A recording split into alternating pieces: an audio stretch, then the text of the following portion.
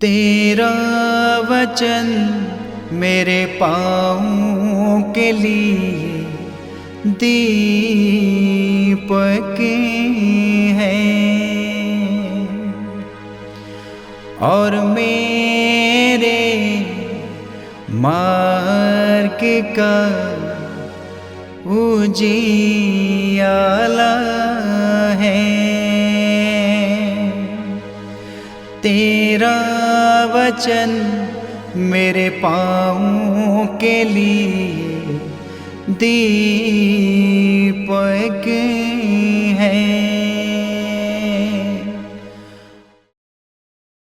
पहला पाठ नबी ईसायास का ग्रंथ अध्याय 49 पद संख्या 8 से 15।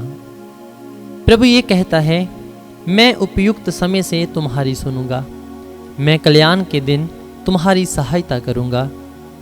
मैंने तुमको बनाया है और अपने विधान की प्रजा नियुक्त किया है।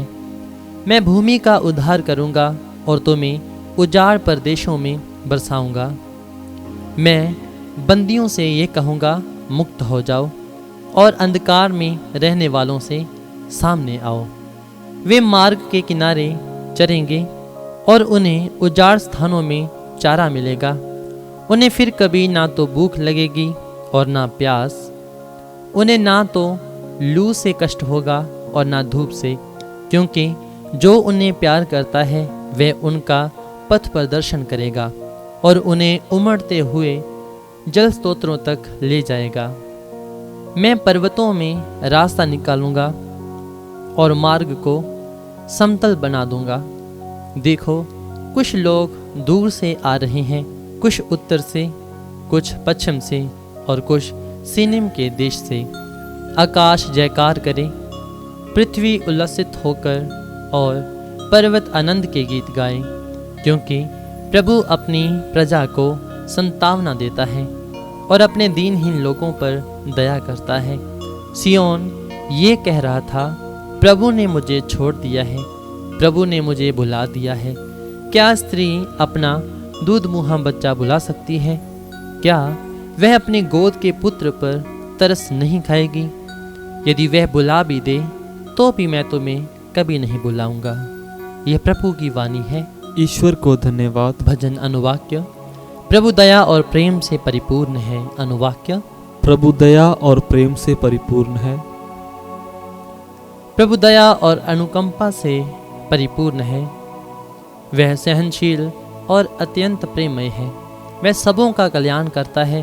वह अपनी सारी सृष्टि पर दया करता है। अनुवाक्य। प्रभु दया और प्रेम से परिपूर्ण है। प्रभु अपनी सब प्रतिज्ञाएं पूरी करता है। उसके समस्त कार्य उसके प्रेम से पूर्ण है। प्रभु निर्बल को संभालता और झुके हुए को सीधा करता है। अनुवाक्य। प्रभु दया और प्रेम से परिपूर्ण है। प्रभु जो कुछ करता है अच्छा ही करता है। वह जो कुछ करता है प्रेम से करता है। वह उन सबों के निकट है जो उसका नाम लेते हैं, जो सच्चे हृदय से उससे विनती करते हैं। अनुवाक्य। प्रभु दया और प्रेम से परिपूर्ण है। जय घोष। प्रभु कहते हैं, पुनरुत्थान और जीवन मैं हूँ। जो मुझ में विश्वास करता है वह कभी नहीं मरेगा। संत योहन रचित पवित्र सुसमाचार अध्याय 5 पद संख्या 17 से 30 तक। यीशु ने यहूदियों से कहा, मेरा पिता अब तक काम कर रहा है और मैं भी काम कर रहा हूँ। अब यहूदियों का उन्हें मार डालने का निश्चय और भी दृढ़ हो गया, क्योंकि वह न केवल विश्राम दिवस का नियम तोड़ते थे, बल्कि ईश्वर को अपना निजी पिता कहकर ईश्वर के बराबर होने का दावा करते थे। यीशु ने उससे कहा, मैं तुम लोगों से कह देता हूँ, पुत्र स्वयं अपने से कुछ भी नहीं कर सकता। वह केवल वही कर सकता है जो पिता को करते दिखता है। जो कुछ पिता करता है वही पुत्र भी करता है, क्योंकि पिता पुत्र को प्यार करता है और वह स्वयं जो कुछ करता है उसे पुत्र को दिखाता है। वह उसे और महान कार्य दिखाएगा जिन्हें देखकर तुम लोग अचंभे में पड़ जाओगे। जिस तरह पिता मृतकों को उठाता और जिला देता है, उसी तरह पुत्र भी जिसे चाहता है उसे जीवन प्रदान करता है। पिता तो किसी का न्याय नहीं करता, उसने न्याय करने का पूरा अधिकार पुत्र को दे दिया है, जिससे सब लोग जैसे पिता का आदर करते हैं वैसे ही पुत्र का भी आदर करें। जो पुत्र का आदर नहीं करता वह पिता का जिसने पुत्र को भेजा है आदर नहीं करता। मैं तुम लोगों से कह देता हूँ, जो मेरी शिक्षा सुनता है और जिसने मुझे भेजा है उसमें विश्वास करता है, उसे अनंत जीवन प्राप्त है। वह दोषी नहीं ठहराया जाएगा, वह तो मरण को पार कर जीवन में प्रवेश कर चुका है।